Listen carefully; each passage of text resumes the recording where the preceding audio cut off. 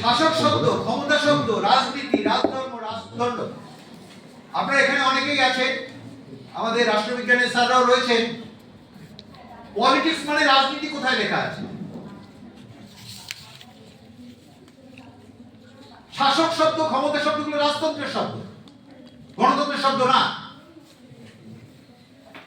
দেশ পরিচালনা হতে পারে, ম্যানেজমেন্ট আসতে পারে, কিন্তু শাসক শব্দ, ক্ষমতা শব্দ আমাদের মাথায় ঢোকানো হচ্ছে প্রতিদিন। কারণ এবার আপনি প্রশ্ন করবেন, তাহলে গণতন্ত্রের শব্দ কি?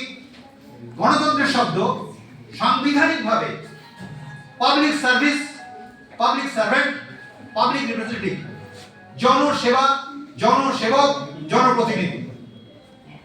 ধরুন একজন IAS officer, IPS officer recruit হচ্ছে, কোথা থেকে রিক্রুট হচ্ছে?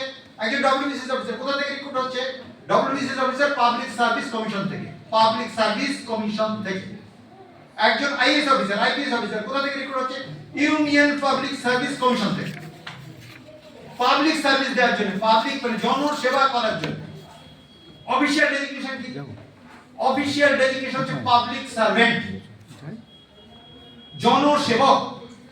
পাবলিক সার্ভেন্ট আমরা বাংলা করে নিই, জনসেবক। যেমন ধরুন পাশের বাড়ি নিমন্ত্রণ হয়েছে, আমি যেতে পারলাম না, আমার ছেলেকে পাঠালাম। তাহলে আমার ছেলেকে যে আমি পাঠালাম, আমার ছেলেকে আমার নেতা বা প্রভু হয়ে গেল নাকি? আমার প্রতিনিধি হয়ে গেল।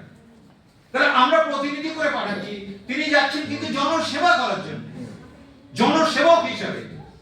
কিন্তু তারা কি করছে? কিছু যাওয়ার পরেই তারা জনগণের উপরে প্রভুত্ব ফলাচ্ছে।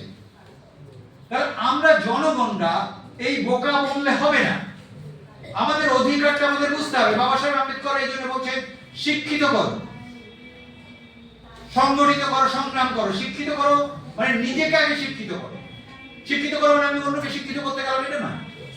প্রথম শিক্ষিত নিজেকে হতে হবে, নিজের মধ্যে ভাবনার, চেতনার বিকাশ ঘটাতে হবে। শিক্ষা অনেক রকম। শিক্ষা শুধুমাত্র আমাদের যে কলেজের শিক্ষা বা স্কুলের শিক্ষা, এই শিক্ষা, এই শিক্ষার পাশাপাশি আমার বৌদ্ধিক শিক্ষা, ব্যবহারিক শিক্ষা, সামাজিক শিক্ষা, নৈতিক শিক্ষা, কারিগরি শিক্ষা ইত্যাদি। আর সবচেয়ে বড় শিক্ষা হচ্ছে নৈতিক শিক্ষা, যে প্রত্যেকটা স্কুলে, প্রত্যেকটা কলেজে আজকে যে জিনিসটা দরকার, নৈতিক শিক্ষা। আমাদের শ্রীমন্তদা বলছিলেন যে ধর্মপদ, ধর্ম শব্দের অর্থ আসলে নৈতিক শিক্ষা, যে প্রকৃতিবাদী শিক্ষা, যে মানুষের যে পঞ্চশীল, বুদ্ধের যে পঞ্চশীল, বাবা সাহেব আম্বেদকর যে পঞ্চশীলের শিক্ষা নিয়েছিলেন। পঞ্চশীলের শিক্ষা হচ্ছে কি?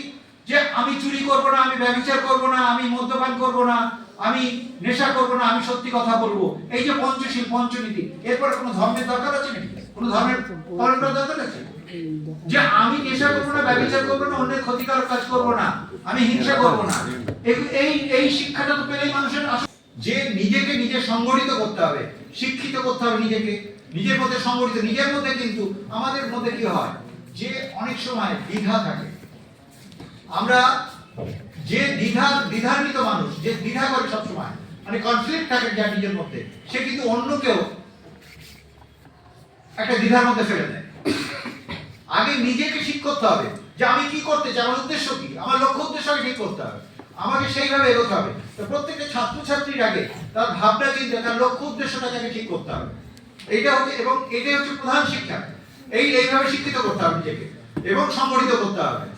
তারপরে হচ্ছে নিজের মধ্যে যে ভুল ভাবনা চিন্তা আছে সেগুলোকে ছুঁড়ে ফেলতে হবে।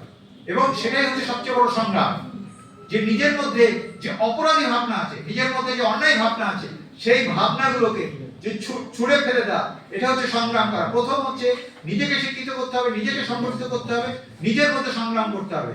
কারণ কি হচ্ছে, মানুষের প্রধান সম্পদ শিক্ষা আর স্বাস্থ্য। অর্থাৎ আমাদের হাত, পা, মাথা, হাত, পা, মাথা, এই তিনটিকে সচল রাখতে হবে। সে আমি যদি 80 বছর বয়স হয়ে যায়, আমাকে চেষ্টা করতে হবে যে আমার এই হাত, পা, মাথাটাকে সচল রাখা। হাত পা কিভাবে হবে? আমার যদি স্বাস্থ্য ঠিক থাকে তাহলে আমার হাত পা সচল থাকবে। আর মাথা সচল রাখতে গেলে আমাকে পড়াশোনা করতে হবে, বই পড়তে হবে, শিক্ষা অর্জন করতে হবে। তাহলে আমাদের এই জিনিসগুলো আমরা যত বেশি ভাববো, এবং এগুলো বাবা সাহেব আম্বেদকরকে, তার বাংলায় 26টা ভলিউম আছে, মানে তার লেখা অসাধারণ, মানে প্রচুর লেখা, মানে চিন্তা করা যায় না। তিনি কিন্তু সবচেয়ে বড় অর্থনীতিবিদ। তিনি কলম্বিয়া ইউনিভার্সিটি থেকে পিএইচডি, এমএ এবং পিএইচডি হচ্ছে প্রথম আমেরিকার কলম্বিয়া ইউনিভার্সিটি থেকে। তারপরে London school of economics economics থেকে তিনি অর্থনীতিতে এমএসসি, অর্থনীতিতে ডিএসসি, ডক্টর অফ সায়েন্স। তার সঙ্গে পাশাপাশি তিনি লয়ের ডিগ্রিটা করেছিলেন এখানে, গ্রেসিং থেকে লয়ের ডিগ্রিটা করেছিলেন।